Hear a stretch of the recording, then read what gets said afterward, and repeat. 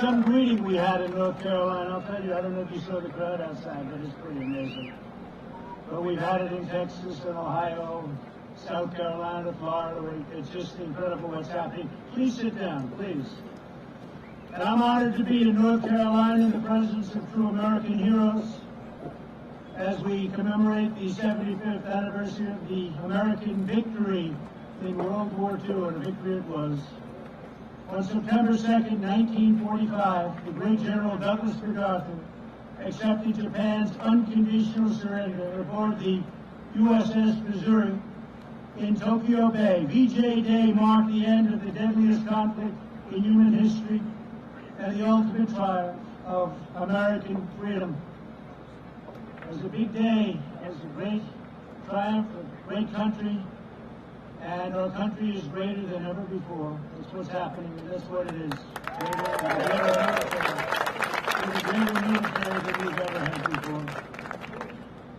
We're deeply moved to be joined this afternoon by World War II veterans, all of whom I've met, all of whom are tough. I don't want to mess around with any of them, I'll tell you right now. Whose blood, sweat, grit, courage, and unfailing devotion made that epic victory possible.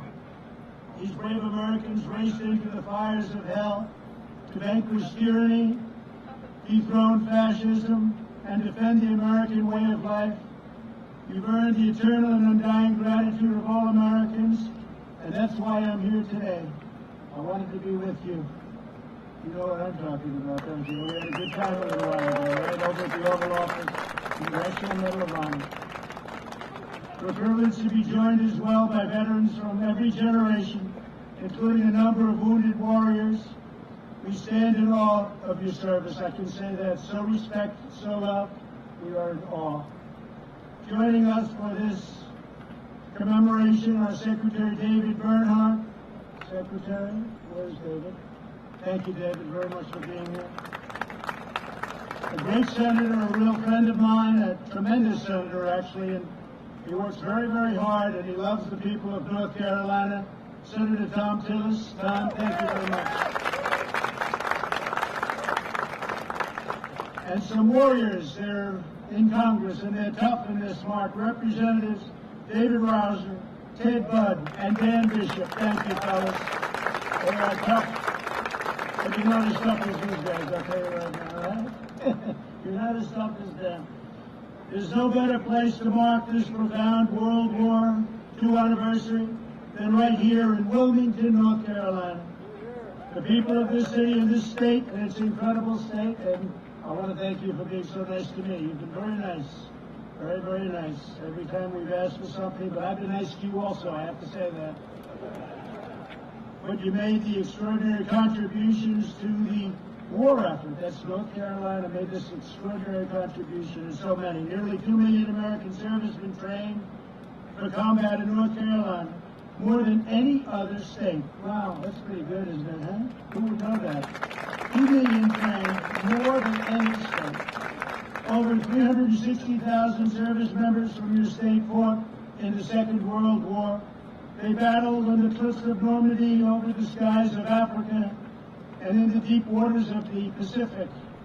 Over 11,000 North Carolina patriots fought the enemy until their very last breath. You know what that means, right? Think of that, 11,000 died in the war. We want to thank you, boy. And we have family members here, by the way. That's them saying hello. In Wilmington, more than 20,000 workers of the North Carolina Shipbuilding Company poured out every ounce of their strength to build an astonishing 243 ships for the U.S. Navy. And it was the citizens of Wilmington who came together to save a priceless artifact of American history, the glorious battleship behind me, the USS North Carolina. And that is some powerful and beautiful ship. I'm coming in. We have plenty of televisions on Air Force One, and they showed it in prime time in the 40s. And they showed that ship, and I'll tell you, they don't make, I shouldn't say this, they don't make them that way anymore. They really don't. What a beautiful ship. During World War II, this magnificent ship participated in many major naval offenses, and in the Pacific Theater itself, including the Marshall Islands, Iwo Jima, and Okinawa, earning more battle stars than any other battleship. We're learning a lot today, right? That's pretty good. Why are you clapping? You come from West Virginia, huh? He loves West Virginia, so do I, right? But we're clapping anyway, right? You better believe it. Thank you. After the war, the people of Wilmington organized a massive campaign to save this beautiful ship from the scrapyard. They preserved it as a memorial to the gallant deeds of American sailors, a monument to the American workers that built it, and an enduring symbol of American greatness. Now more than 200,000 people visit the site each year to learn the history and the heroism that defines our nation. This afternoon, my administration is formally recognizing the city's exceptional contributions to victory in the Second World War. It is my tremendous honor to officially designate Wilmington, North Carolina, as our nation's very first World War II heritage city. That's a big deal. Our nation's very first Wilmington. Congratulations to you all.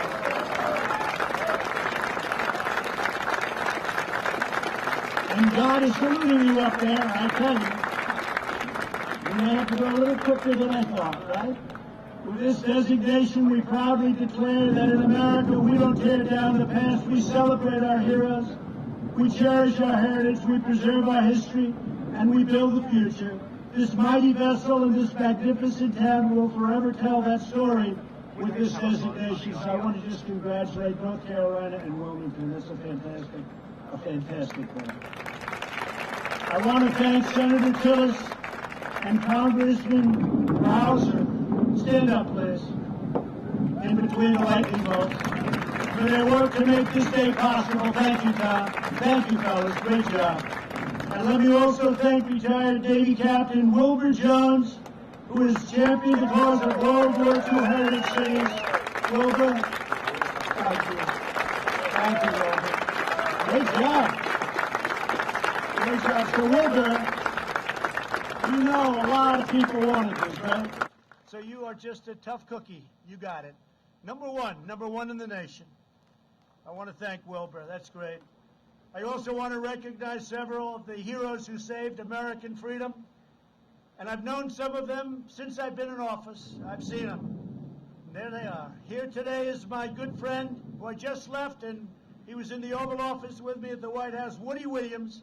75 years ago, Woody showed fearless courage as a Marine in the Battle of Iwo Jima. You are amazing. I promised him I would not tell that he's 97 years old, I promise. I'll tell you, he's 100% sharp. He's 100% sharp. I know a 78-year-old that's not so sharp, and he's 97, and he's 100%, because it has nothing to do with that. 78's young. Depends who's 78, that's all. He's 97. I said, man, you are something. And physically in great shape.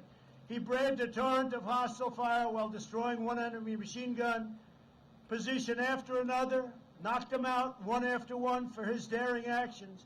President Truman, think of that, awarded Woody the Congressional Medal of Honor, the highest in our land.